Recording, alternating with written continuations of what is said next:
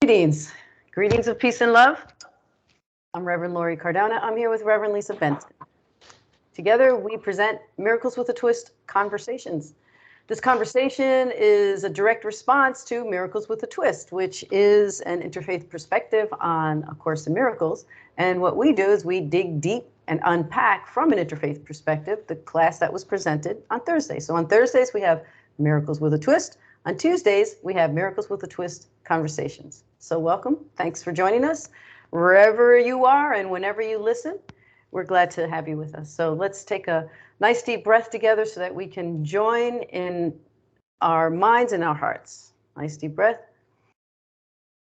Exhale. And on the exhalation, we put our hands on our hearts. So we take a moment to just be still, to just allow this moment to be all there is, to be aware of our breath, our heartbeat, and most importantly, our connection to one another. Let our breath be the thread that joins us, and let our heartbeat be the vibration that heals us. We give thanks for this opportunity to be together. We give thanks for our mighty companions, our kindred spirits, for this opportunity to rise higher, to love steadily and forgive readily, to be joined on this very sacred path. We give thanks. So we take another nice deep breath and we exhale into this moment, connected with gratitude and balance. Hello, Goddi Lisa. Hello, RevLo, and happy Valentine's Day. Today is Valentine's Day for us. Oh, you're in red. I should have worn red. It used to be my best color, but with the white hair now, it's not. But I still wear it on Valentine's Day. It looks beautiful on you. Well, thank you very much. And it's a day of love, and I know some people think it's a Hallmark day, and it really doesn't mean anything. In this household, it's everything. I'm making Chateaubriand for two, and my husband has made a love playlist for us to listen to, and we have a special movie that we watch, and so French Kiss with Kevin Kline and Meg Ryan, and so it's been going on for 30 years, so it's fun. Very nice. So yes, so love is all around us today. In the air. So, but I'm not going to be talking about love. I'm always going to be thinking about love, but I'm going to talk about Thursday's class. And there were two topics that really jumped out at me, really resonated with me. And no matter how much I thought about it, I couldn't find a good segue into it. So I'm calling this part one, and then I will go on to part two. Okay. So part one was how you opened up with, you mentioned lessons 35 through 38. We're in the very early stages of the workbook. But right now, at this point, they're becoming a little more meaty. I think if one has not already thrown the book against the wall and gone, this is crazy, I can just say this table is not real so many times. If they've made it to this point, we see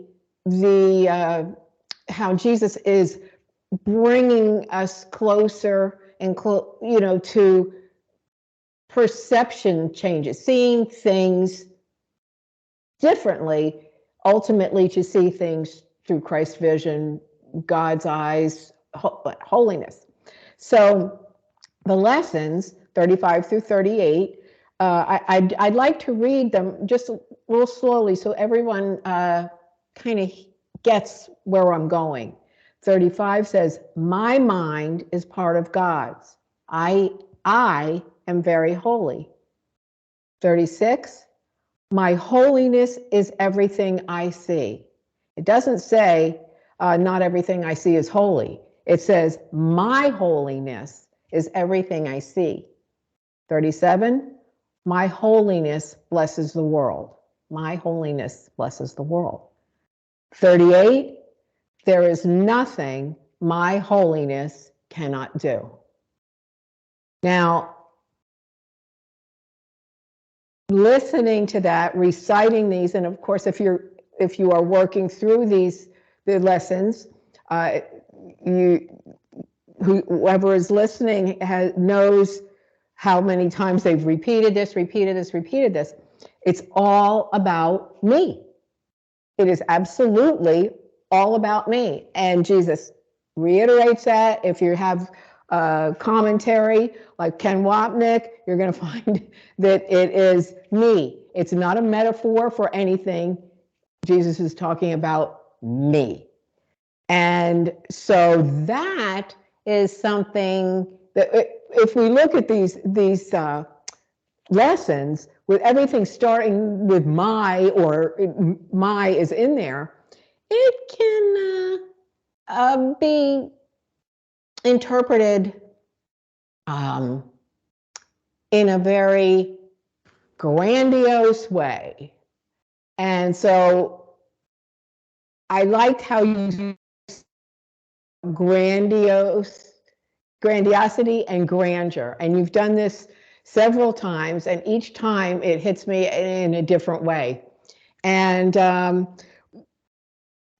grandiosity is knowing that grandiosity is from God, and knowing that these statements, these lessons are the truth. It's all about me, but it's all about me through my divinity, through my truth, my big S self, my spirit, my we'll talk about that on part 2, but it is not what I think I am. It's what I am. And grandiosity is boastful. It is it's selfish, it's unforgiving, it's I know more than you do, and this basically says that I know everything, I can save the world and all that. Well, I can, but not through the eyes of ego. Through the eyes of God, yes, if I can embrace and see things differently when I need to, so that I can see with Christ vision, Buddha mind, whatever you want it is to you, whatever it means to you, to see your true divinity, this is what grandeur is. Grandeur is of God. Grandiosity is of ego. And there was a term that I hadn't heard before that you had mentioned a few weeks ago called spiritual bypassing. And with lessons like this, which are very powerful, and we must embrace our power, our holy power, not our power to interpret everybody else's business and mess up our own business, but to see things through the eyes of God in this holy way, with the help of Spirit, who knows how to speak God language and understands ego language as well, and how to transform them.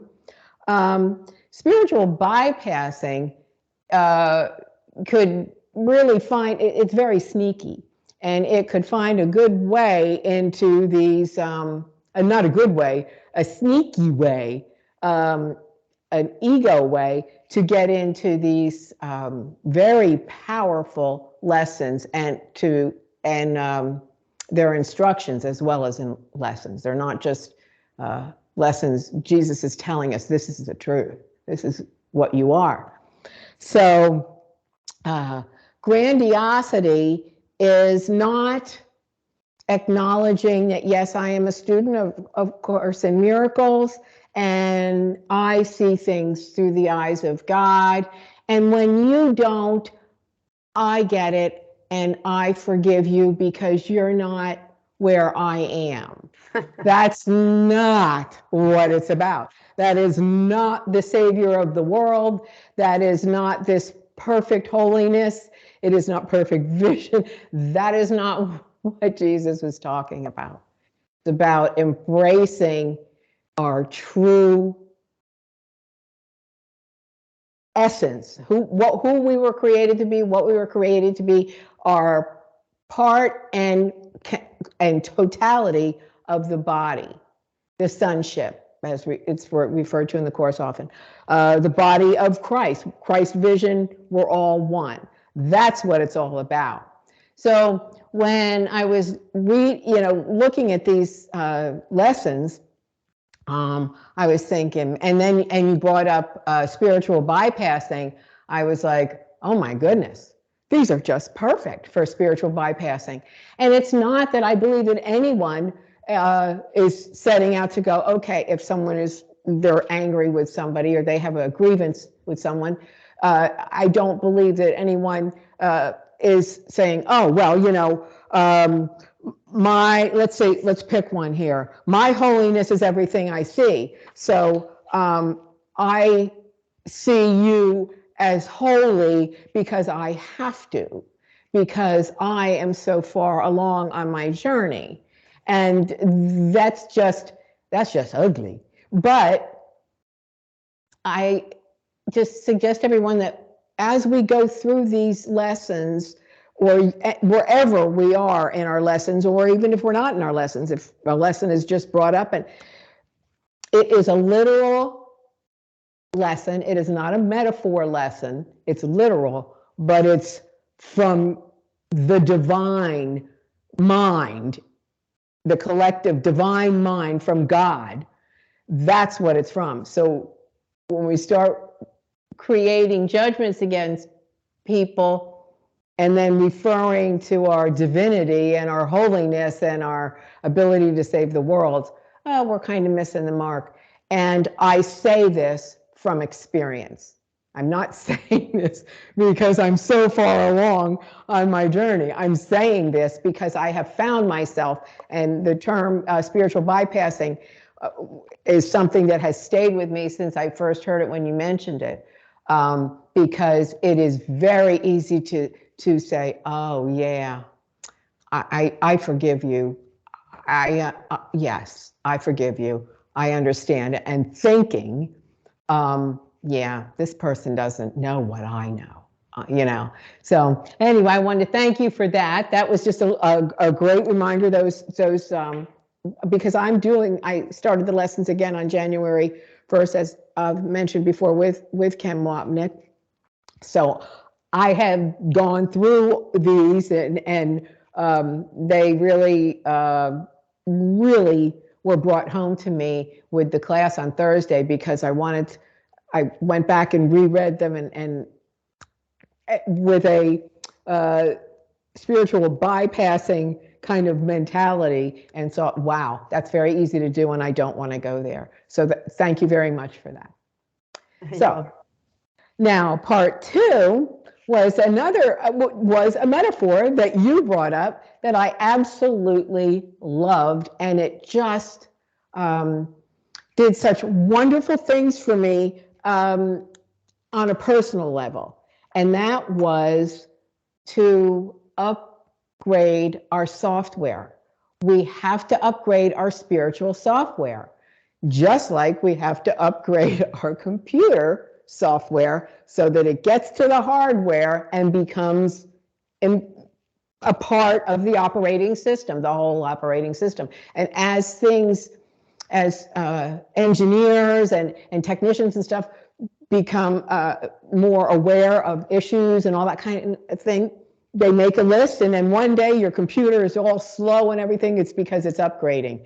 I know for me, I'm not a big fan of upgrades because I like things just the way they are. It takes me forever to figure them out. I finally figure them out just in time to be upgraded. And that reminded me so much of what you said about our spiritual software. It must be upgraded. We need to learn to see things differently. We need to learn to open our hearts and open our minds and constantly be upgrading our software. And we know that when we get new software, we have to keep trying it, and we make mistakes and we try it again and until we can figure it out. But then when we get it right, when we figured out the upgrades, it's like, wow, this is actually easier. I used to have to push 3 buttons or whatever to get where I am, and there it is right now on the screen already. It's because people that knew were listening to what everybody was talking about did that. And that's what we need to do. It constantly is upgrade our software. And the only way we can do that is through practice. And I can't say enough about the importance of spiritual practice. And so if we think of it as upgrading our software, we can think of it, this is what I did. When you talked about the upgrading the software, this light bulb went on my head that I was having a very hard time, and it's been 2 years, dealing with the loss of my beloved friend and auntie. And I pray constantly to her, and I say, I don't know whether you hear me or not, Auntie, but I love you, but I have all these expectations. And I realized, you know what? I want things the way they were. I want the old, I don't know, word perfect and all that kind of stuff that we used to have with the computer. With my auntie, I was not framing my prayers in order for them to be answered appropriately or in accordance with divine order, because deep down inside, I wanted my auntie back with me. And I would say, you know, I know you may not be able to hear me, or I know you can hear me, but, you know, show me a sign or something like that. But with this software, I realized Auntie is already hardware. She knows everything that's going on in my head and where I am, and she knows what can and can't be done on this plane. And so I needed to upgrade my software, and I'm still in the process of it, to be more open to help me to see this differently, because then I can form my prayer in accordance with the upgraded software, not these in the back of my mind. I know you're not here and you're gone forever, but I know you're in my heart. But in the back of my mind, I'm thinking, I still want, you know, word perfect. I still want you here. And it just doesn't work that way. So, and well, no, because there are no coincidences. If we fast forward to, I believe it's lesson 43, Ken Wapnick has this, and I tried to find one to hold up for everybody, but Ken Wapnick has this form that he uses for lessons. And it is basically, if not exactly, except he didn't use the same terms, he didn't use upgrading software. He's like, there's God, and then there's perception. And we have to work through this perception to connect with God. But God, he has God at the bottom, not at the top, because that's what's real. The perception is all perception. Right. And so it was just really neat for me to hear what you had to say. The metaphor was perfect, and it touched me in a personal way immediately. And it helped me to be able to work on something that will help me not only with my relationship with my lost loved one, but with understanding and going deeper into the true meaning of what we are being taught in the lessons. So that's what I wanted to share today. Grandiosity and grandeur, and software and hardware. So, yeah. Yep. Thank you. Yeah, we covered all of that, and you unpacked it. Thank you. The thing I wanted to address immediately was the resistance, because even in the lessons, we're getting that understanding from Jesus that we're going to have resistance to this because it's new information. I mean, I've been studying it for 30 years, and there's times when I'm like, yeah, it's still new information. It's still new to my sensibility, to my wanting things to be my way, to my wanting to wanting the world to look the way I want it to look. So there's been that resistance, and it's interesting when you said that on the the form or the diagram that God's on the bottom, because God's the foundation. You know, the earth is under our feet. You know, we can't go anywhere without something underneath holding us up. That's why the diagram looks like that. God is our foundation, source, energy, you know, that which keeps us alive and brought us to life is our foundation. And, you know, we're just sort of floating around, you know, looking for things to be the way we want them to be. And that includes life and death. That includes our loved ones. You know, your auntie died 2 years ago. We're coming up on the 1-year death of our beloved Pam. On my lap is my beloved little dog Ernesto, who's been diagnosed with terminal cancer. And we don't want any of that. You know, we don't want to see that. And yet we know that we're not here forever. We know that no one and nothing is here forever. That it is that we are here temporarily to rise up to a place of understanding the light that exists within us so that we can extend it out. I don't know if you got, I think you got my my WhatsApp text yesterday. I kind of played with the concept of namaste, and I said, the light in me reaches for the light in you. It reaches for you so that you know that I see you, that I acknowledge you, that I need you to shine brighter. We need to combine our lights. So when we say my holiness envelops the world or sees the world or sees it everywhere, it's because we want to join light to light. We want, like a candle, right? You can be sitting in a room with everybody who doesn't have a candle lit, and you're the one person with the candle lit. You can light every candle. You're not losing anything. You're extending the light. You're sharing the light. You're creating more brightness. And there's a wonderful meditation in one of Don Miguel Ruiz's books where he talks about that, taking that light that's in you and just light one other heart. Imagine that there's a little flicker in another heart. What's it, a little filament? That's what it's called. And then that light goes to another heart, and then to another heart, then to another, until we're lighting up the world. That's what we're here to do, but we have a hard time and resistance to seeing what it is that we need to remove, those blocks that we need to remove in order to be able to see the light, in order to really truly rise and to be the light. And what are those blocks? Those blocks are my judgments, my fears, my resistance. So much resistance to shifting, to removing those blocks, to lifting the blinds that are keeping the light out, you know.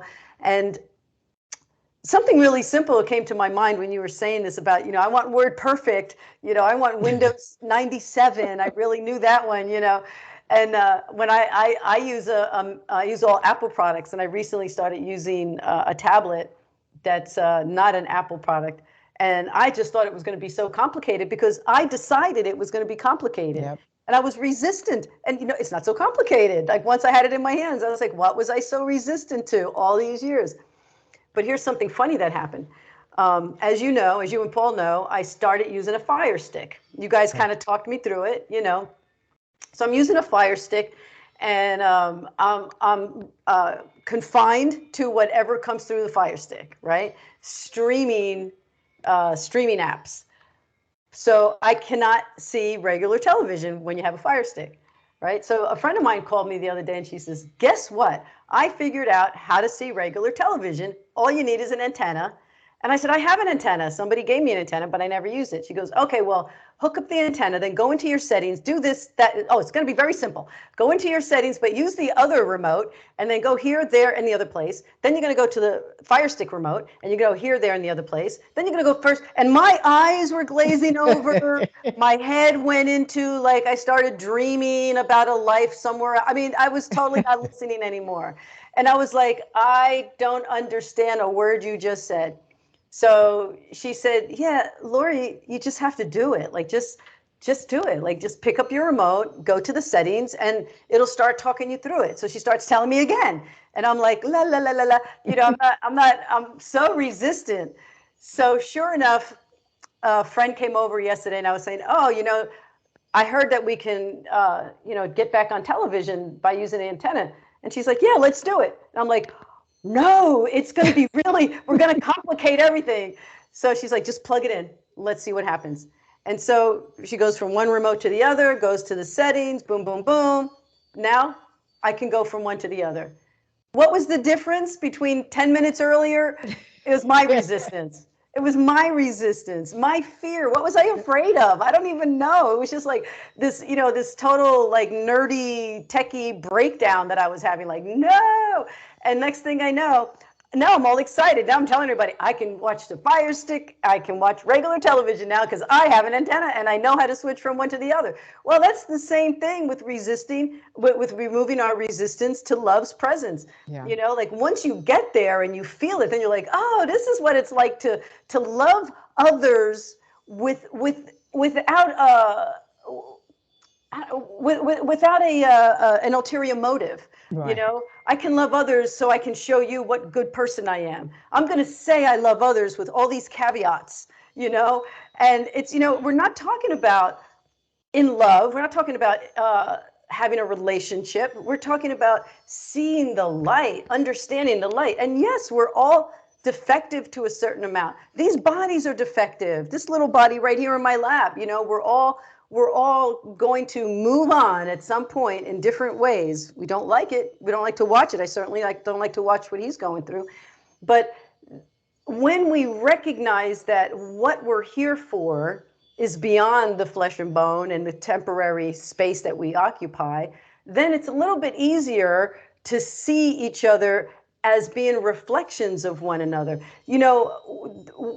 Reverend Grace was giving a talk the other day, and she used the example of Jesus on the cross saying, Father, forgive them, they know not what they do. Why do they not know what they do? Because they're crucifying themselves. If I hurt you, I'm hurting me. If you think that you stand in your righteousness and your sense of righteousness to condemn and judge, and you want to make sure everybody else agrees with you, you've blocked the presence, you've blocked your own ability to have the awareness of love's presence. And we're all guilty to a certain degree of that, because we have not yet gotten to that place where we truly 24/7 sit in that balance of understanding our grandeur, because we're resisting the upgrade. We're resisting the upgrade, and the grandiosity, I can sit right in the same seat with my grandiosity and talk about how much I love everyone. And in the meantime, shaming and judging, and we got to know ourselves. We got to be, I talk about this all the time, rigorously honest about moving into that quantum field.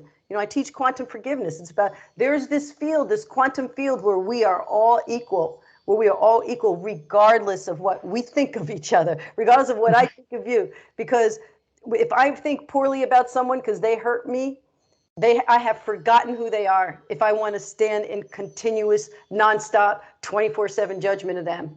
And I had a funny thing happen to me years and years and years ago. I worked for a magazine called Esto no tiene nombre. That means there's no name for this. It was a Latin magazine in Miami. And I used to be in charge of current events.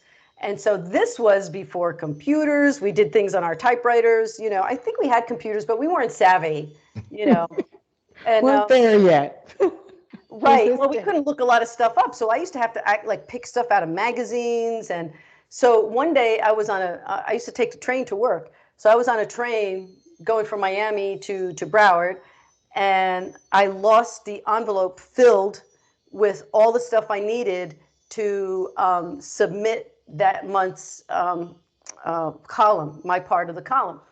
So I called the woman who was the editor. Now, for some reason, I was never involved with like behind the scenes stuff. I'm still not. If there's people arguing behind the scenes, I'm like, play amongst yourselves. I'm not going to get into he said, she said, whatever. So she was having some issues with some other people involved in the magazine. So she accused me of doing it on purpose. I was sabotaging the magazine, and she went on and on and on and on. And after the end of her rant and upset, she said, "But I forgive you." And I remember thinking, I don't think so. I'm not feeling forgiven. But I was too busy feeling really bad about this, and I'm like, I'll scurry. I'll find. I mean, there's no way I can get it off the train, but let me see how I can find some of this. I can rectify. No, we're going to press.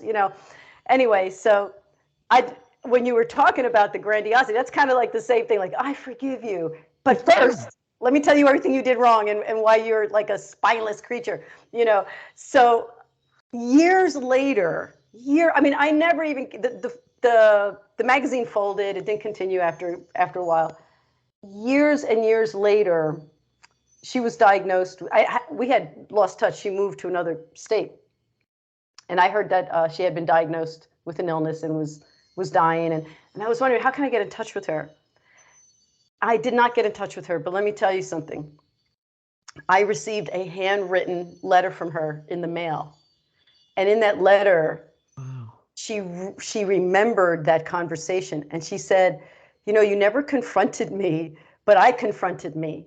And I realized, you know, how unfair that was. And, you know, again, quoting, she was even judging herself pretty harshly, but she apologized and she recognized that she had made accusations and, you know, did this whole litany of things. And I just thought, what a wonderful gift to receive in the mail, not because I was waiting for her apology, but because it was a recognition that she herself did her own sort of self-evaluation and went back years and years and years, you know, because maybe 10 years had passed by then. Wow. And I just thought it was a beautiful gift. And I want to be able to do that within myself, you know, just to be able to, and it's not even about writing letters to people and saying, I know I've harmed you. And you know, a really good apology is not just to say, I'm sorry, but let me tell you about why I did what I did, but to say, you know, I know that I hurt you, period, end of story. And if you want to tell me your side, I'll listen, you know, but to stop sort of, I heard this term the other day, it was non-malicious accidental gaslighting, where we, it's like you tell me that you're hurt by something and I did, and I can do one of two things. I can either dismiss you, tell you why you're wrong, or I can say, you know, I'm sorry, let me explain myself. Now I'm putting you in a position to understand me. I need to understand you because you're the one who just told me you were hurt. And so when we get to that place within ourselves that we can really rise and connect, and not be so quick to want to explain ourselves so that we're right, or explain ourselves so that we can be forgiven, but to be the prayer of Saint Francis. I don't seek so much to be understood as to understand. I don't seek so much to anything other than to be that place of peace and safety for another human being. And so, yeah, let's just keep upgrading our software and see, you know, let's see if we can get there. Absolutely. Thank you. Yeah. So, thank you so much. Yeah. So thank you so much. And I look forward to your prayer.